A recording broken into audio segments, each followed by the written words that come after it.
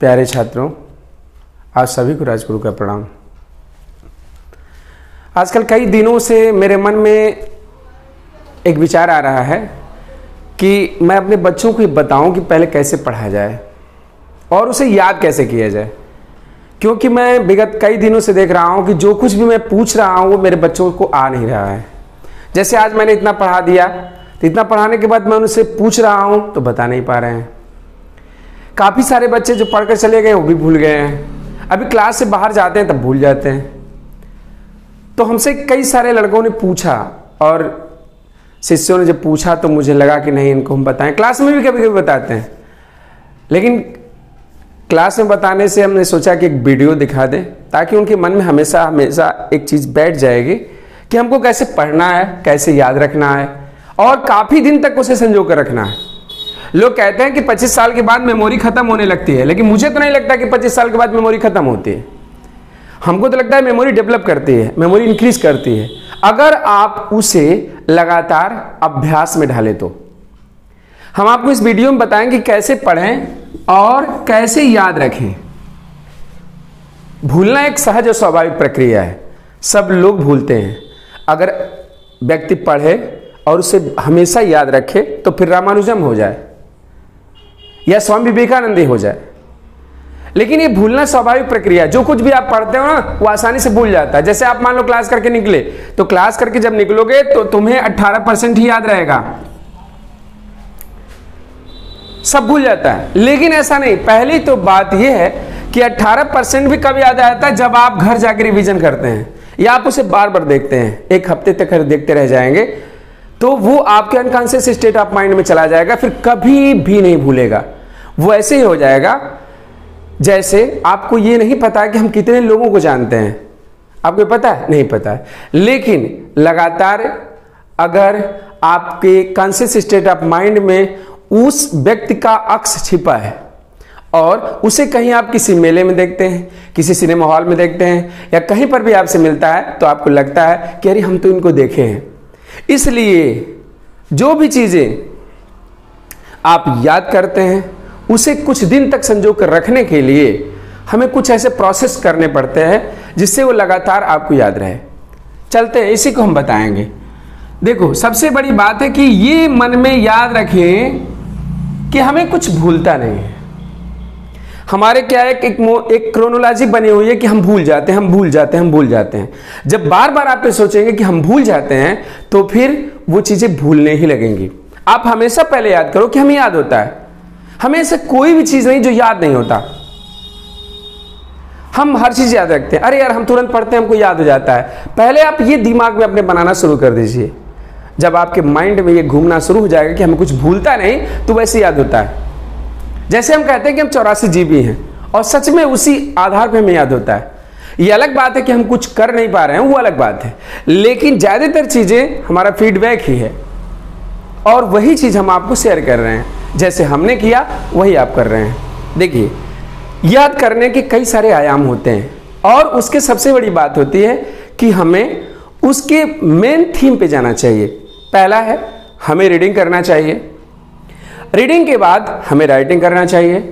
Writing के बाद हमें डिस्पर्ड मेडिटेशन करना चाहिए, शांत चिंतन। एक होता है चिंता, एक होता है चिंतन।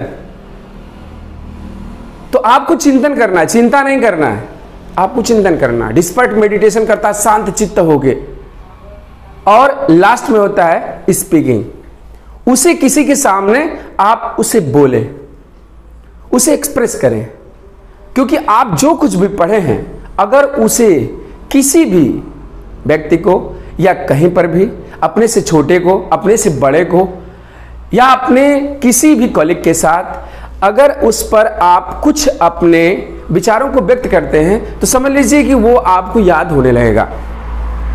अच्छा, लेकिन रह गई बात कि सभी चीजों के बारे में जो हमने आपको बताया, अगर उसे हम बुक की तरह देखें, अगर बुक को हमें याद करना हो या जो हम पढ़े हैं उसे याद करना हो तो हम कैसे याद करें? पहली बात होती है, किसी भी बुक को पढ़ने के 3 स्टेप हैं। 3 स्टेप हैं। हम किसी भी बुक को 3 स्टेप पे पढ़ते हैं। पहली बात कि हमें पहले स्टेप पे इसलिए पढ़ना है पहले स्टेप पे हम किसी भी बुक को लें और उसे सरसरी निगाह से पढ़ें।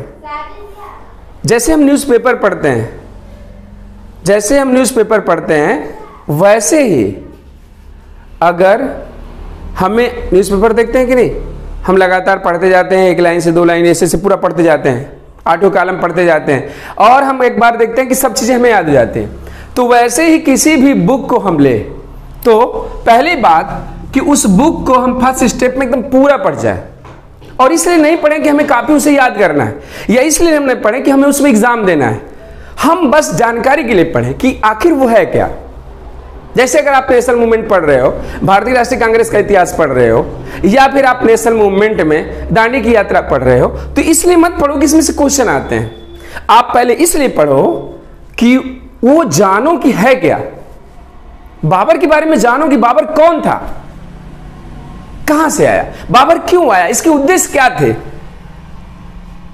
तो इस तरीके से जब आप पढ़ना शुरू करेंगे तो एक जो बुक लाते हैं ना वो बहुत पतली होती है, लेकिन पढ़ने से बुक मोटी हो जाती है। आप देखिएगा जब नया नया मार्केट में खरीद के लाते हैं बुक तो कैसा होता है, लेकिन जब आप पढ़ने लगेंगे तो बुक मोटी हो जाएगी। तो एक बार यदि पढ़ेंगे आप इसे सरसरी निगाह से, प्रथम पद से लेकर अंतिम पद तक सब पढ़ते जाएंगे और जानकारी के लिए पढ़ेंगे तो पता होगा आपको मोटा मोटी जानकारी पूरी हो जाएगी किस बुक में है क्या। उससे आपकी क्यूरियोसिटी बढ़ेगी। जिज्ञासा के लिए पढ़िए, कुछ जानने के लिए पढ़िए। कभी एग्जाम क्वालिफाई करने के लिए मत पढ़िए पहली बार में, तो आपको मोटा मोटी जानकारी हो जाएगी। और इस जानकारी के बाद जब आप सेकेंड स्टेप में आएंगे, जब आप सेकेंड स्टेप में आते हैं तब एक मार्कर ले लीजिए या आप हाइलाइटर ले लीजिए और उससे जो मेन पॉइंट्स हैं आपको लगे कि ये मेन पॉइंट है तो उसको आप अंडरलाइन करते चलिए, अंडरलाइन करते चलिए। जब मेन पॉइंट आएंगे तो उसको अंडरलाइन, क्योंकि आपको समझ में आएगा कि नहीं ये चीज आ सकता है, ये चीज आ सकता है, उसको अंडरलाइन कर दीजिए। लेकिन आप अभी भी उसको लिखिए मत, कहीं पर भी मत लिखिए, अंडरलाइन करते रहेंगे। एक बुक को पढ़ने में मैक्सिमम 1 हफ्ता लगता है, उससे अधिक नहीं होता। अब वो अलग बात है कि आप कुछ लोग ऐसे होते हैं पढ़ेंगे तो उनका मस्तिष्क क्या होता है, एक जगह चित्त स्थायी नहीं रहता। अगर माइंड है ना तो वो ज्यादा काम नहीं करता है। 45 मिनट से ज्यादा दिमाग आपका स्थायी नहीं रहता एक साथ बैठने से। तो अगर 45 मिनट हो भी जाएगा तो उसके बाद आपका चित्त शांत नहीं रहेगा, फिर इधर उधर भटकेगा। क्योंकि गीता में श्री कृष्ण ने कहा है चंचला ही मना है अर्जुन, मन बड़ा चंचल है, एक गतिवान होता है। अचानक आप पढ़ रहे हैं, पता चला मैसेज आ गया व्हाट्सएप पे, मोबाइल पे मैसेज आ गया तो आपका ध्यान भंग हो गया, या फिर आपको किसी ने बुला लिया, चलो ध्यान भंग हो गया। तो आप क्या करेंगे, फिर एक लाइन को 8 बार पढ़ेंगे, लगातार पढ़ते जाएंगे 8 लाइन तक। एक बार पढ़े फिर दोबारा पढ़े फिर खत्म हो जाएगा। तो इसलिए नहीं, इसलिए उसको मन को शांत बनाकर दोबारा आप पढ़िए, उसे अंडरलाइन करते जाइए। अब क्या होगा, उससे क्या होगा, और समझ विकसित होगी। जब और समझ विकसित होगी तो उसे आप जो है अब थर्ड स्टेप शुरू करेंगे। थर्ड स्टेप यानी बुक को तीसरे स्तर पर फिर पढ़ना शुरू करेंगे। और जब वो तीसरे स्तर पर पढ़ना शुरू करेंगे तो उसके बाद आप क्या करिए, एक कॉपी लीजिए और पेन लीजिए। अब उसमें जो जो आपने अंडरलाइन किया है या हाइलाइटर किया है उसको आप क्या करेंगे, उसको नोट डाउन करेंगे और पॉइंट वाइज लिखेंगे 1 2 3 4 5 6 7 8 ऐसे ही, या फिर आप एरो लगा लीजिए। जैसे आपने गांधी जी की दांडी यात्रा पढ़ा, नमक सत्याग्रह पढ़ा, तो उसमें कितने पॉइंट्स हैं उसको आप लिखेंगे पॉइंट वाइज कि इतने पॉइंट्स आ सकते हैं।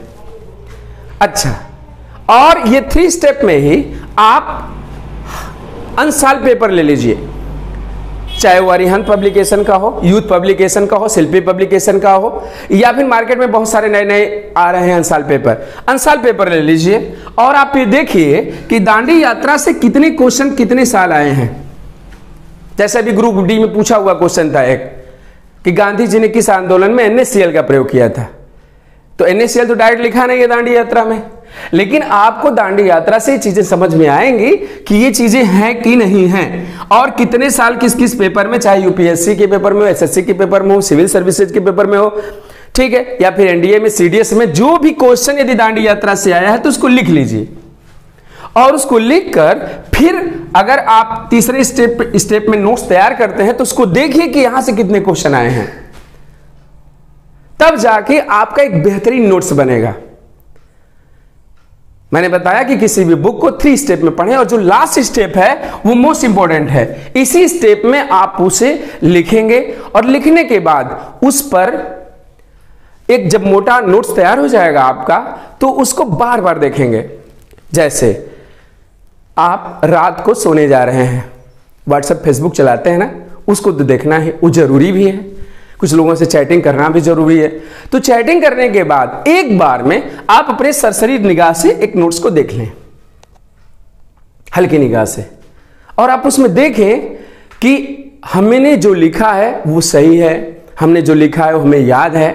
फिर जब आप देख लेंगे तो अपनी आंखों को ऐसे बंद करें, ऐसे बंद कर लीजिए सोने के समय, और आंखों को बंद करके एक एक पॉइंट को अपने अवचेतन मस्तिष्क में लाना शुरू करिए, और वो आएगा। शुरू में क्या होगा, आप परेशान होंगे। शुरू में ऐसे आंख बंद करेंगे तो हो सकता है केशव राय आ जाए, आंख बंद करेंगे तो हो सकता है कि जिसे आप सोच रहे हैं वो आ जाए, क्योंकि मैंने फिर बताया कि मन बड़ा चंचल होता है, भागता बहुत है, और अच्छे में तो और भागता है, अच्छे कार्यों में और भागता है, बुरे कार्यों में बिल्कुल नहीं भागता। तो इसलिए उसको आप कंट्रोल करिए। सेंटर कैन नॉट होल्ड, वो जल्दी पकड़ में नहीं आता, लेकिन उसे क्या करेंगे, कंट्रोल करेंगे। धीरे धीरे आपका मन जो है भागेगा, लेकिन मन को जब आप अपने पास लेके आएंगे तो वो एक एक पॉइंट करके याद होगा। जैसे हम आपसे भी कहते हैं कि क्लास में हम जब पढ़ाते हैं तो पढ़ाने के बाद जब आप घर पे जाइए तो हमारे लेक्चर को सोचिए कि अगर हमने बाबर पे लेक्चर दिया या फिर हमने जनसंख्या पे लेक्चर दिया तो शुरू के पॉइंट्स हमने कहां से शुरू किया, और उसको आंख बंद करके, खुली आंखों से नहीं, आंख बंद करके शांत चिंतन से सोचिए, तो आपको 1 बाय 1 करके एक एक चीजें याद आने लगेंगी। और जब एक एक चीजें याद आने लगेंगी और यही प्रोसेस आप कंटिन्यूअस करेंगे तो आप एक दिन देखेंगे ऐसा हो जाएगा कि सब आपको याद हो जाएगा। ये हो गया कि आप कैसे याद करें। लेकिन अब ये होता है कि इसको इतने दिन तक कैसे संजो कर रखें, यह भी महत्वपूर्ण टॉपिक है कि आप इसको काफी दिन तक कैसे रखें। तो जब ये आपका पॉइंट याद हो जाए तो आप किसी भी पर्सन से मिलें।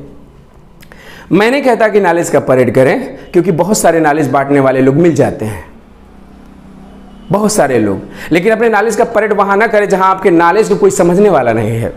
आप अपने नॉलेज का परेड 2 जगह करें, या तो अपने कॉलीग्स के बीच में करें, जो आपके सहयोगी हैं, जिनके साथ आप रह रहे हैं, उनको बताने का प्रयास करें, या आप अपने से छोटों को पढ़ाने का प्रयास करें, या फिर एक मिरर के सामने खड़े हो जाएं।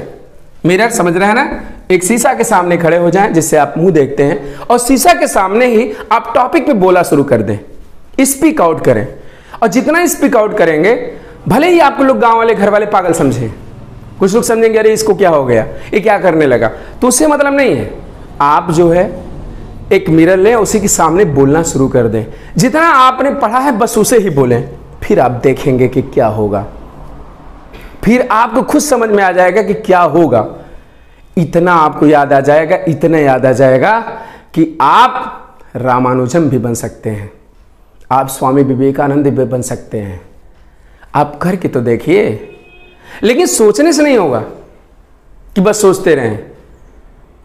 जितना आपने पढ़ा है, जो भी आप चाहे बुकिस नॉलेज लिए हैं, चाहे कोचिंग का नॉलेज लिए हैं, उसको एकत्रित करके और उसको रात से सोने से पहले हर एक रात को अगर आप सोने जा रहे हैं तो उसको जरूर पढ़ें, और आप देखेंगे कि एक दिन आपके पास इतना ज्ञान का भंडार हो जाएगा जो खत्म ही नहीं होगा।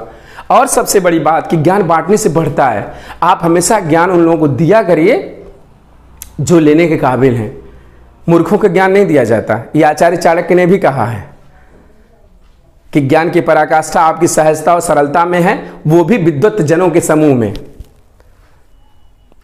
ठीक, इसको अगर याद कर लें कि ये मैंने 3 स्टेप आपको बताए और उसको याद करके काफ़ी दिन तक आप रख सकते हैं। और उससे अगर अपने अगल बगल के पास पड़ोस के लोग हों तो उनको भी पढ़ाना शुरू कर दीजिए, छोटे छोटे बच्चों को भी पढ़ाना शुरू कर दीजिए। जितना आप पढ़ाएंगे उतना ही आपको याददाश्त करने की शक्ति विकसित होगी। That's all.